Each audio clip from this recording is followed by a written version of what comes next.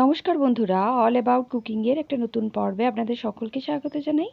আজকে নিয়ে এসেছি বড় বড় দোকানগুলোতে যেমন বিরিয়ানি তৈরি করে একদম ঝামেলা ছাড়া, সেই রকমই একটা রেসিপি, তবে ভীষণ লাইট ঘরোয়াভাবে তৈরি করেছি।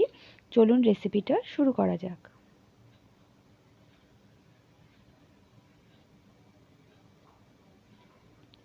এখানে প্রথমে নিয়ে নিয়েছি একটা হাঁড়ি। বড় সাইজের একটা হাঁড়ির মধ্যে প্রায় 50 ml মতন তেল দিয়েছি, আর তাতে দিয়ে দিয়েছি দুটো মিডিয়াম সাইজের পেঁয়াজ, একদম মিহি করে বেরেস্তার মতন কুচিয়ে নিয়েছি। পেঁয়াজটা হালকা লাল হয়ে এলে এতে দিয়ে দিলাম আদা, রসুন আর কাঁচা লঙ্কা একসাথে বেটে নিয়েছি। প্রায় 1 টেবিল স্পুন আছে, একটু বেশি পরিমাণে আদা, রসুন আর কাঁচা লঙ্কাটা লাগবে। এবার জলটা দিয়ে দিয়েছি, দেখুন প্রায় 150 ml মতন জল দিয়েছি প্রথমে।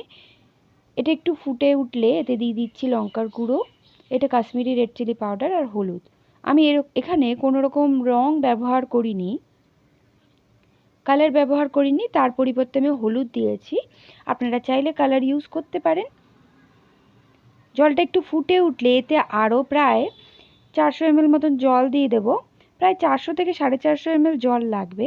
এতে দিয়ে দিয়েছি ভালো মতন ধুয়ে নেওয়া চিকেনটা, প্রায় 700 গ্রাম মতন আছে চিকেনটা।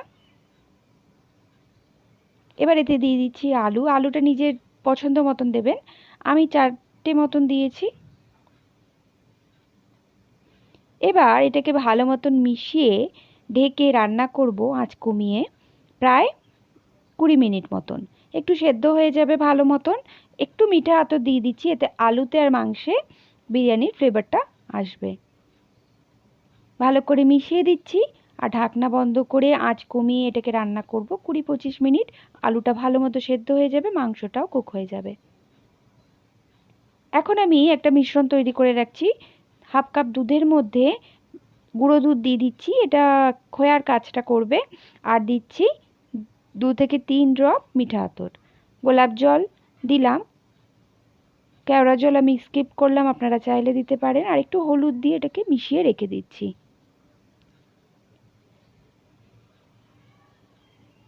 অন্যদিকে চিকেনটা প্রায় হয়েই গেছে, দেখুন এতে প্রায় 200 ml মতন জল এখনও রয়ে গেছে। এই জলটাকে রাখতে হবে, এটাই বিরিয়ানিটাকে জুসি টেক্সচার দেবে। চিকেনটাও খুব ভালো করে সেদ্ধ হয়ে গেছে। এবার চালটা তৈরি করে নিচ্ছি। প্রথমে জলের মধ্যে তেজপাতা, এলাচ, লবঙ্গ, দারচিনি, বড় এলাচ আর গোলমরিচ দিয়ে ভালো মতো নুন দিয়ে এটাকে ফুটিয়ে নিলাম। এবার জলে ভিজিয়ে রেখেছিলাম চালটা, প্রায় 15 মিনিট মতন ভেজানোর পর এটাকে সেদ্ধ করে নিলাম 80% মতন। 80%-এর বেশি সেদ্ধ করবেন না, কারণ এটা ভাপে বসাতে হবে আবার। এবার চিকেনটার উপর আমি দই দিয়ে দিচ্ছি 100 গ্রাম মতন। দইটাকে ভালো মতন ফেটিয়ে ওপর থেকে এইভাবে দিয়ে দিলাম, এতে বিরিয়ানিটা খুব জুসি হয়। এইভাবে মেশানোর দরকার নেই। চালের একটা লেয়ার তৈরি করে নেব, তার আগে বিরিয়ানির মশলা একটু দিয়ে দিচ্ছি। যে কোনো ভালো কোম্পানির বিরিয়ানির মশলা ব্যবহার করবেন, বা বাড়িতেও তৈরি করে নিতে পারেন বিরিয়ানির মশলা। একটা লেয়ার ভালো মতন দেওয়ার পর আবারও বিরিয়ানির মশলাটা দিয়ে দিচ্ছি। যে দুধটা তৈরি করে রেখেছিলাম সেটা দিয়ে দিচ্ছি, অর্ধেকটা মতো দিয়ে দেব। ঘি দিয়ে দিচ্ছি, ঘিটা নিজের ইচ্ছে মতন দেবেন, যত ঘি দেবেন ততই টেস্ট হবে। ওপর থেকে আবারও বিরিয়ানির মশলা দিলাম। এবার যে দুধটা রয়ে গেছিলো সেটা দিয়ে দিলাম। আমি কালার ব্যবহার করিনি, আবারও বলছি, ঘি দিয়ে দিচ্ছি ভালো মতন ওপর থেকে। এবার ঢাকনাটাকে বন্ধ করে এটাকে ভাপে বসাবো।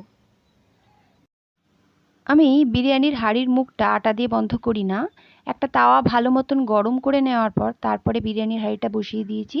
আঁচটাকে হাই ফ্লেমে রেখেছি, দেখুন 10 মিনিট এইভাবেই হাই ফ্লেমে রাখবো। বিরিয়ানির হাঁড়ির ওপরে একটা জল ভর্তি বাটি বসিয়ে তার উপরে একটা নোড়া চাপিয়ে দিয়েছি, এইভাবে এয়ারটাইট হয়ে যায়।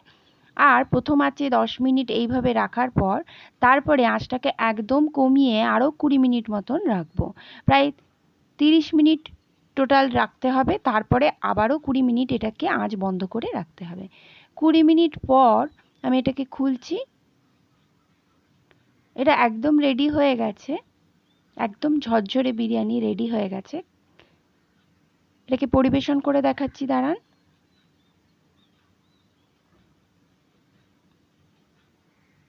বাড়িতেই খুব হালকাভাবে এইভাবে আপনারাও বিরিয়ানি তৈরি করে নিতে পারেন। অনেক ঝামেলা কম আমার তো মনে হয়। আপনাদের কেমন লাগলো অবশ্যই জানাবেন। যদি ভালো লাগে চ্যানেলটাকে সাবস্ক্রাইব করে নেবেন। আর যদি অলরেডি সাবস্ক্রাইব করে নিয়ে থাকেন তাহলে আপনাদের অসংখ্য ধন্যবাদ। ধন্যবাদ আমার রেসিপিটা দেখার জন্য।